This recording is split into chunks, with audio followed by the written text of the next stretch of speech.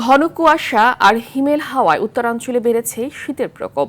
ভোর ৬টায় উত্তরের জেলা পঞ্চগড়ের সর্বনিম্ন তাপমাত্রা রেকর্ড হয়েছে ১২ ডিগ্রি সেলসিয়াস। শীতের প্রকোপ বাড়ায় রাস্তাঘাটে মানুষের চলাচল কম দেখা যাচ্ছে। দিনাজপুরের সর্বনিম্ন তাপমাত্রা রেকর্ড হয়েছে ১২.২ ডিগ্রি সেলসিয়াস। আবহাওয়া অফিস বলছে, ডিসেম্বরের বাকি দিনগুলোতে তাপমাত্রা আরও কমে মৃদু শৈত্যপ্রবাহ বয়ে যাবে। চুয়াডাঙ্গায় সর্বনিম্ন তাপমাত্রা রেকর্ড হয়েছে ১২.৩ ডিগ্রি সেলসিয়াস। এদিকে কুড়িগ্রামে দুদিন ধরে সকালে সূর্যের দেখা মিলছে না। জেলার সর্বনিম্ন তাপমাত্রা রেকর্ড হয়েছে ১২.২ ডিগ্রি সেলসিয়াস।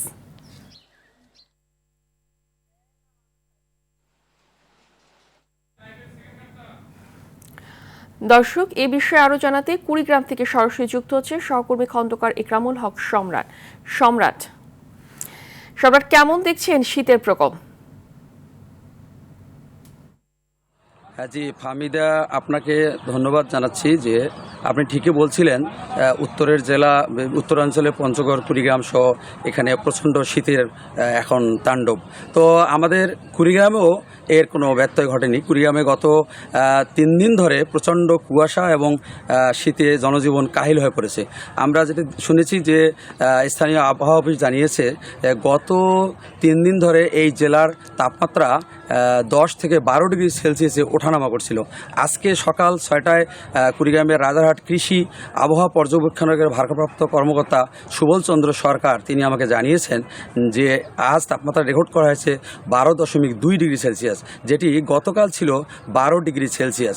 তবে গত 3 দিনে 10 থেকে 12 ডিগ্রির মধ্যেই এই জেলার তাপমাত্রা ওঠানামা করছে। ফলে এখানে যে মৃদু যে একটি শৈত্যপ্রবাহের সম্ভাবনা রয়েছে সেটি আমাকে তিনি জানিয়েছেন যে শেষের দিকে ডিসেম্বরের শেষ নাগাদ একটি মৃদু শৈত্যপ্রবাহের সম্ভাবনা রয়েছে। তো ঘন কুয়াশা এবং মেঘের কারণে প্রতিদিন দিনের বেলাও সূর্য দেখা যাচ্ছে না গত 3 দিন ধরে। তো এখন বেলা 10টা বাজলেও সূর্য দেখা গেলেও এখানে প্রচণ্ড হিমেল হাওয়ায় অত্যন্ত ঠান্ডা অনুভূত হচ্ছে।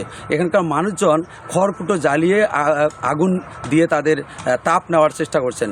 তো এদিকে আমি দেখেছি যে এই অবস্থায় বিশেষ করে ছিন্নমূল যে খেটে খাওয়া মানুষগুলো তারা পড়েছেন অত্যন্ত চরম বিপাকে। আর জেনারেল হাসপাতাল ২৫০ শয্যার যেটি সেখানে এবং উপজেলা স্বাস্থ্য কমপ্লেক্সসমূহে শীতজনিত রোগে প্রতিদিন রোগী ভর্তি হচ্ছে। বেশিরভাগ রোগী হচ্ছে শিশু এবং বৃদ্ধ। তাদের ডায়রিয়া, নিউমোনিয়া এবং অন্যান্য শীতজনিত রোগ দেখা দিয়েছে। তো এখানে আরেকটি বিষয় আপনাকে বলে রাখি যে সামনে এখানে বড় মৌসুম শুরু হবে। সেখানে কৃষকরা যে বড় বীজতলা তৈরি করছেন, কিছু কিছু বীজ গজিয়ে উঠেছে। এটা অতিরিক্ত কুয়াশার কারণে সেটি ক্ষতি হওয়ার আশঙ্কা করছেন তারা। তো আপনাকে বলি, শীতবস্ত্র বিতরণের ক্ষেত্রে এখন মধ্যে জেলা প্রশাসক আমাকে জানিয়েছেন অন্নপূর্ণা দেবনাথ যে 18,000 কম্বল উপজেলা পর্যায়ে বিতরণ করা হয়েছে, কিন্তু সেগুলো এখন পর্যন্ত আমরা মনে করি যে এটা প্রয়োজনের তুলনায় অপ্রতুল। ফাহমিদা, এই ছিল কুড়িগ্রাম থেকে শীত নিয়ে সর্বশেষ। ধন্যবাদ আপনাকে।